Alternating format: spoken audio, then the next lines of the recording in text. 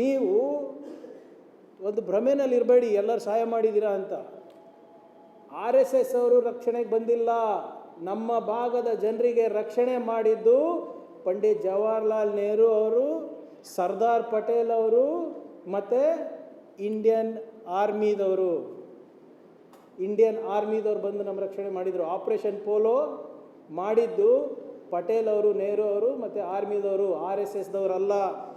ನಮ್ಮ ಕಲಬುರ್ಗಿನಲ್ಲಿ RSS ಯಾವುದಾದ್ರೂ ಒಬ್ಬ ಪ್ರಚಾರಕಂದು ಸ್ಟ್ಯಾಚ್ಯೂ ಅದ ಏನಿಲ್ಲ, ಯಾರ್ದಿರೋದು ಸ್ಟ್ಯಾಚ್ಯೂ ಇಲ್ಲಿ ಚೌಕ್ ಬಲ್ಲಿ, ಕಾಮತ್ ಹೋಟೆಲ್ ಬಲ್ಲಿ, ಸಾರಿ ನಿಮ್ಮ ಇದ್ರ ಹೋಟೆಲ್ ಬಲ್ಲಿ, ಜಗತ್ ತಿಮ್ಮಾಪುರಿ ಬಲ್ಲಿ ಯಾರ್ದಿದೆ? ಸರ್ದಾರ್ ವಲ್ಲಭಾಯ್ ಪಟೇಲ್, SVP ಚೌಕ್. ಯಾವನೊಬ್ಬ ಚಡ್ಡಿ ಹಾಕೊಂಡು ನಿಂತಿಲ್ಲ ಅಲ್ಲಿ RSSದು. ಸರ್ದಾರ್ ಪಟೇಲ್ ಅವರ ಒಂದು ದೃಢ ನಿರ್ಧಾರದಿಂದ ಇವತ್ತು ನಾವು ಅಖಂಡ ಭಾರತವನ್ನು ನೋಡ್ತಾ ಇದ್ದೀವಿ. 560 ಸಣ್ಣ ಪುಟ್ಟ ರಾಜ್ಯಗಳು, ಸಂಸ್ಥಾನಗಳು ಒಗ್ಗೂಡಿಸಿ ಇವತ್ತು ಭಾರತ ರಾಷ್ಟ್ರ ಆಗಿದೆ. RSSಯಿಂದ ಅಲ್ಲ. ನಾವು ಕಟ್ಟಿರೋ ರಾಷ್ಟ್ರವನ್ನು ಒಡೆಯಕ್ಕೆ ಹೋಗಿ ನೀವು ಇವತ್ತು ನಮಗೆ ಉಪಚಾರ ಮಾಡ್ತಾ ಇದ್ದೀರಾ. ನನಗೆ ದೇಶದಲ್ಲಿ ಒಂದು ಕಡೆ ಸ್ಟ್ಯಾಚ್ಯೂ ತೋರಿಸ್ಬಿಟ್ರಪ್ಪ RSS ಪ್ರಚಾರಕ್ಕೂ ಸರ್ಸಂಚಾಲಕದ್ದು ಒಂದು ಕಡೆ ಸ್ಟ್ಯಾಚ್ಯೂ ತೋರಿಸಿ ಸಾರ್ವಜನಿಕರು ಸ್ವಪ್ರೇರಣೆಯಿಂದ ಹೌದು ಇವರು ನಿಜವಾದ ದೇಶಭಕ್ತಿಯರು, ಇವರು ನಮಗೆ ರಕ್ಷಿಸಿದ್ದಾರೆ, ಇವರ ಸೇವೆ ಅಪಾರವಾಗಿದೆ ನಮ್ಮ ಸಮಾಜಕ್ಕೆ ಅಂತ ಒಂದು ಸ್ಟ್ಯಾಚ್ಯೂ ತೋರಿಸ್ಬಿಡಿ. ಒಂದು ಸ್ಟ್ಯಾಚ್ಯೂ 100 ವರ್ಷದಲ್ಲಿ. ಸುಮ್ಮನೆ ಇದೆಲ್ಲ ವಾಟ್ಸಪ್ನಲ್ಲಿ ಓದ್ಬಿಟ್ಟು ಮಾತಾಡೋದಲ್ಲ ಸಂತೋಷ್ ಅವರೇ. ನೀವು ನ್ಯಾಷನಲ್ ಅಲ್ಲ ಇಂಟರ್ನ್ಯಾಷನಲ್ ಲೀಡ್ರ್ ಇದ್ದೀರಾ. ಮೊನ್ನೆ ಅಮೇರಿಕಾಗೆಲ್ಲ ಹೋಗಿ ಪಾಪ ಅಮೇರಿಕಾದವರಿಗೆ ಎಲ್ಲ ಕೈಕಾಲು ಬಿದ್ದು ಇಲ್ಲ ನಾವು ಭಯೋತ್ಪಾದಕ ಸಂಘಟನೆದ ಅಲ್ಲ ಅಂತ ಹೇಳ್ಬಿಟ್ಟು ಬಂದಿದ್ದೀರಾ. ಅಮೇರಿಕಾನಲ್ಲಿ ಹಿಂದೂ ಸ್ವಯಂ ಸೇವಕ್ ಸಂಘದವರಿಗೆ ಬ್ಯಾನ್ ಮಾಡಬೇಡಿ ಅಂತ ಕೈಕಾಲು ಬಿದ್ದು ಬಂದಿದ್ದೀರಾ. ಅಂತಾರಾಷ್ಟ್ರೀಯ ಲೀಡರ್ ನೀವು. ವಾಟ್ಸ್ಯಾಪಲ್ಲಿ ನೋಡಿಬಿಟ್ಟು ಯಾವನೋ ಬರೆದಿದ್ದಾನೆ ಅಂದ್ಬಿಟ್ಟು ನೀವು ಬಂದು ಹಿಂಗೆ ಹೇಳಿದ್ರೆ ನಮ್ಮ ಕುಟುಂಬಕ್ಕೆ ರಕ್ಷಣೆ ಮಾಡಿದ್ದು ಇಂಡಿಯನ್ ಆರ್ಮಿ, ಪಟೇಲ್ ಅವರು, ನೆಹರು ಅವರು, RSS ಅವರು ಅಲ್ಲಪ್ಪ. ನೀವು ನಿಮ್ಮ RSS ನೀವು ಯಾರು ನಿಮ್ಮ ಒಂದು ಮನೆ ನಾಯಿ ಕೂಡ ಸತ್ತಿಲ್ಲ ದೇಶಕ್ಕೋಸ್ಕರ. ಒಂದು ನಿಮಿಷ ಇದ್ರೆ ಈಗ ನೋಡ್ರಿ,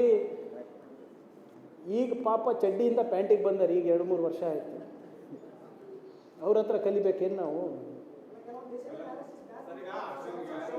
ನೋಡಿ ಒಂದು ನಿಮಿಷ ದಯವಿಟ್ಟು ಇದನ್ನು ನಾನು ಫಸ್ಟ್ ಕ್ಲಿಯರ್ ಮಾಡ್ತೀನಿ ಎಲ್ಲ ನಮ್ಮ ಮಾಧ್ಯಮ ಸ್ನೇಹಿತರಿಗೆ. RSS cannot be band. Santosh ಅವರು, ಮೋಹನ್ ಭಾಗವತ್ ಅವರು ಹೇಳಿದ್ದು ನಿಜ. They cannot be band. ಕಾರಣ ಯಾಕಂದರೆ ಅವ್ರು ರಿಜಿಸ್ಟರೇ ಆಗಿಲ್ಲ. ನಿಮ್ಮ ಸಂಸ್ಥೆಯನ್ನು ನಾನು ಬ್ಯಾನ್ ಮಾಡಬೇಕಂದ್ರೆ ನೀವು ರಿಜಿಸ್ಟರ್ ಆಗಬೇಕಲ್ಲ. ನೀವು ರಿಜಿಸ್ಟ್ರೇಷನ್ನೇ ಆಗಿಲ್ಲ. ನಾನು ಅದೇ ಕೇಳ್ತಾ ಇರೋದಲ್ಲ, ನಿಮ್ಮದು ಅಧಿಕೃತವಾಗಿ ನೋಂದಣಿನೇ ಆಗಿಲ್ಲ ಅಂದರೆ ನಿಮ್ಮ ಚಟುವಟಿಕೆಗಳು ಹೇಗೆ ನಡೆಸ್ತಾ ಇದ್ದೀರಾ? ಕುಲಕರ್ಣಿ ಅವರೇ, ನೀವು ಕಟ್ತಿರಲ್ಲ ತೆರಿಗೆ, ನಿಮ್ಮ ತೆರಿಗೆ ಮೋಹನ್ ಭಾಗವತ್ ಅವರ ಅಡ್ವಾನ್ಸ್ ಸೆಕ್ಯೂರಿಟಿ ಲಯಸನಿಗೆ ಹೋಗುತ್ತೆ ಗೊತ್ತಾ? ಆ ಅಡ್ವಾನ್ಸ್ ಸೆಕ್ಯೂರಿಟಿ ಲಯಸನ್ ರಕ್ಷಣೆ ಯಾರಿಗಿದೆ ಗೊತ್ತಾ? Ministry of external affairs, home minister of India, prime minister of India. ಅದು ಮೋಹನ್ ಭಾಗವತ್ ಅವರಿಗಿರೋದು, ನಿಮ್ಮ ತೆರಿಗೆ ಇಂದ ಹೋಗ್ತಾ ಇರೋದು. ಸೊ ನಾನು ಕೇಳ್ತಾ ಇರೋದು, ನಮ್ಮ ಕಲಬುರಗಿ ಜನರ ತೆರಿಗೆ ಇವತ್ತು ಮೋಹನ್ ಭಾಗವತ್ ಅವರ ಸೆಕ್ಯೂರಿಟಿಗೆ ಯೂಸ್ ಮಾಡ್ತಾ ಇದ್ದೀರಾ? ಯಾವ ಮಾನದಂಡದಲ್ಲಿ ಯೂಸ್ ಮಾಡ್ತಾ ಇದ್ದೀರಾ? ಯಾಕೆ ಮಾಡ್ತಾ ಇದ್ದೀರಾ ಹೇಳಿ ಸ್ವಾಮಿ? ಕರ್ನಾಟಕ ಪೊಲೀಸ್ 20 ಲಕ್ಷ ಜನ ಈ ಸಂಘಟನೆದವರಿಗೆ ಭದ್ರತೆಯನ್ನು ಕೊಡ್ತಾರೆ. ಅವರು ಪಥಸಂಚಲನ ಮಾಡಬೇಕಾದಾಗ ಪರ್ಮಿಷನ್ ತಗೊಳ್ಳಿ ಸ್ವಾಮಿ. ನೀವು ಯಾರು ಸ್ವಾಮಿ ನಮಗೆ ಗೊತ್ತಾಗಬೇಕಲ್ಲ ಅಂತ ಅಷ್ಟೇ ಕೇಳ್ತಾ ಇರೋದು. ಸರಿನಾ ಇಲ್ಲ ನೀವೇ ಹೇಳಿ.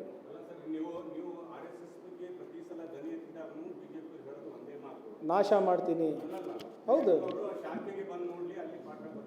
ರೆಡಿ ಇದ್ರೆ ಕರ್ಕೊಳಕ್ಕೆ ತಯಾರಿಲ್ಲ ಅವರು. ನಾನೇ ಪತ್ರ ಬರೆದಿಲ್ಲ. ಈಗ ನನಗೆ ಮೋಹನ್ ಭಾಗವತ್ ಅವ್ರ ನಂಬರ್ ಕೊಡ್ರಪ್ಪ, ನಾನೇ ಮಾತಾಡ್ತೀನಿ.